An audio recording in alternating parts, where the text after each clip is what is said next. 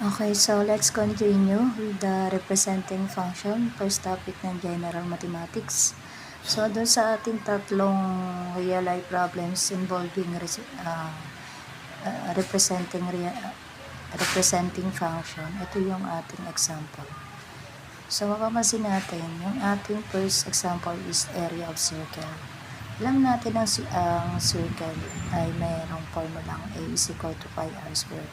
So, ito daw po pala yung sinasabi nating function rule. How about yung ating input? Kasi alam natin ang function ay meron siyang input and output. So, later, siguro i-discuss din natin. So, yung output natin ay yung ating all areas ng circle ngayon. Yan yung output. How about the input? Yung ating all radii or radii. Yun yung ating input. So, ngayon naman, dun sa amount ng community tax, yung amount ng tax, yung all incomes, lahat ay belong siya sa ating input. Yung function rule natin, doon yung ating formula, Cx is equal to 5 plus yung ating x, the value of x is equal to 100.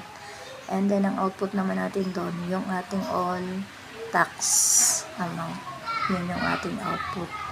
Pagdating naman sa number 3, yung ating postal price, yung ating weight of materials, kung saan meron tayong yung weight natin, yun yung ating input, ang function rule natin, yung formula na pinanggagalingan ng ating given kanina. So, yung ating weight less than, below or equal to 20. So, weight is equal, less than or equal to 20. So, ang output natin is 14. So, ayan yung 14. Tapos, yung input naman natin doon sa kabila, yung weight pa rin ng ating function rule na 20 less than weight, less than or equal to 50. Tapos, ang output natin is 32. So, ang function rule natin kung saan nagdetermine siya ng input at ng output. So, yan po yung ating example dun sa real life problems ng ating first example.